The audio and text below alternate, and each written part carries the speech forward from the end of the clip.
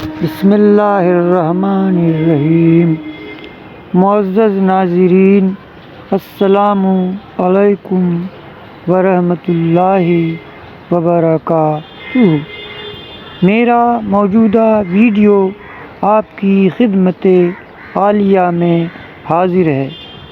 امید کہ آپ اسے بھی پسند فرمائیں گے اور مجھ ناچیز کا حوصلہ بڑھائیں گے۔ شکریہ۔ شیب ابی طالب کا محاصرہ۔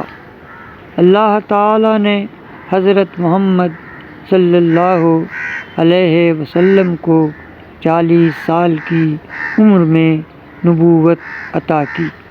جب انہوں نے اپنی نبوت کا اعلان کیا اور لوگوں کو دین اسلام کی دعوت دینی شروع کی تو کفار مکہ نے ان پر اور ان پر ایمان لانے والوں پر ظلم و ستم کے پہاڑ توڑنے شروع کر دیے، لیکن اللہ کے پیغمبر اپنے مشن میں ہمہ مصروف رہے۔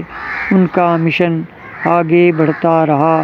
کافروں کی سخت مزاحمت اور ظلم و جبر کے باوجود لوگ دین حق سے جڑتے رہے۔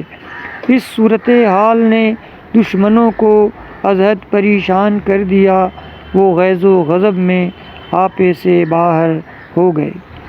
حضرت محمد صلی اللہ علیہ وسلم کے اعلان نبوت کے 7ویں سال میں تمام کفار مکہ نے ایک جلسہ میٹنگ بلایا اور تجویز پاس کی کہ خاندان قریش کا مکمل طور سے بائیکاٹ کر دیا جائے۔ حضرت محمد صلی اللہ علیہ وسلم کو خاندان کسی ایسی جگہ محصور کر دیا جائے جہاں پورا خاندان تباہ و برباد ہو جائے، ان کا نام و نشان مٹ جائے اور ان کا مشن دم توڑ دے۔ چنانچہ کفار نے ایک معاہدہ ترتیب دیا۔ منصور بن اکرمہ نے اس معاہدے کو تحریری شکل دی۔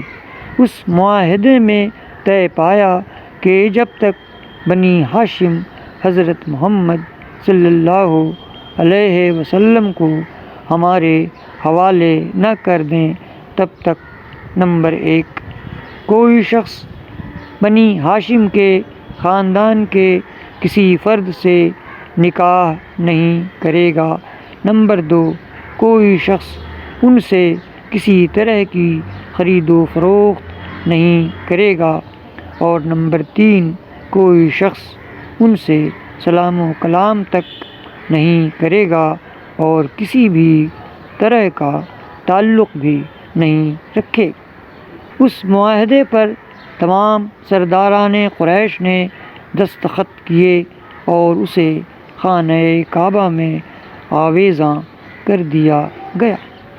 حضرت محمد صلی اللہ علیہ وسلم کے چچا ابو طالب بحالت مجبوری اپنے اہل خاندان کے ساتھ ایک گھاٹی جس کا نام شیب ابی طالب تھا چلے گئے۔ اس مشکل وقت میں بنو ہاشم کے چند کافروں نے بھی سوائے ابو لہب کے خاندانی تعلق اور حمایت کی بنا پر حضرت محمد صلی اللہ علیہ وسلم کا ساتھ دیا، اور ان کے ساتھ وہ بھی شیب ابی طالب میں مقید ہو گئے۔ مخالفین نے گھاٹی کی طرف جانے والے تمام راستوں پر سخت پہرا لگا دیا تاکہ وہاں تک کسی کا گزر نہ ہو سکے اور محصور لوگوں کو کسی طرح کی مدد نہ پہنچ سکے۔ مذکورہ گھاٹی میں زندگی کے دن مشکل ترین تھے۔ کھانے پینے کا سامان موجود نہ ہونے کی وجہ سے بنو ہاشم کے افراد درختوں کے پتے اور سوکھے چمڑے پکا کر کھایا کرتے تھے۔ بچے، بوڑھے اور جوان سبوں کی حالت دن بدن غیر ہوتی چلی گئی۔ قلم تفصیلات کو تحریری شکل دینے سے قاصر ہے۔ اس طرح 3 سال کا عرصہ ختم ہونے کو آیا۔ پھر اللہ تعالیٰ نے اپنے دین کے داعی اور ان کا ساتھ دینے والوں کی نصرت فرمائی۔ قبیلہ قریش کے چند افراد کو شیب ابی طالب میں محصور لوگوں پر رحم آ گیا۔ انہوں نے مذکورہ معاہدے کو توڑنے کی تحریک اٹھائی۔ ہشام بن عمرو عامری، مطعم بن عدی، ابو البختری، زہیر بن امیہر، زمع بن الاسود اور دیگر افراد کعبہ میں گئے اور کفار قریش سے معاہدے کو توڑنے کی بات کہی۔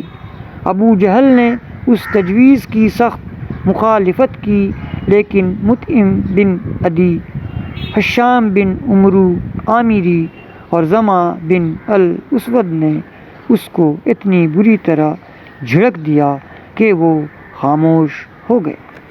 ابو البختری نے تو یہاں تک کہہ دیا کہ ہم نہ تو اس معاہدے کے حق میں پہلے تھے اور نہ اب اس کے پابند ہیں۔ مطعم بن عدی معاہدے کی دستاویز اتار لایا۔ دستاویز کو کیڑے اپنی غذا بنا چکے تھے، صرف تھوڑا سا حصہ برائے نام بچ رہا تھا۔ اس نے بچے کھچے دستاویز کو پھاڑ ڈالا۔ قریش کے چند بہادر، گو کہ وہ حالت کفر میں تھے، ہتھیار بند ہو کر گھاٹی کی طرف روانہ ہوئے۔ خاندان بنی ہاشم کے ایک ایک فرد کو وہاں سے نکال لائے اور ان کو ان کے گھروں میں آباد کر دیا۔ منصور بن اکرمہ پر اللہ تعالیٰ کا عذاب نازل ہوا۔ اس کا ہاتھ پہلے تو شل ہوا اور پھر خشک ہو کر بالکل بیکار ہو گیا۔ شیب ابی طالب کا واقعہ ہمیں بتاتا ہے کہ صراط مستقیم پر چلنے والوں پر کیسے کیسے مظالم ڈھائے گئے، اللہ تعالیٰ نے کس طرح ان کی نصرت فرمائی، اور یہ کہ اللہ تعالیٰ ظالم کو نہیں بخشتا اور وہ اس کو ضرور سزا دیتا ہے۔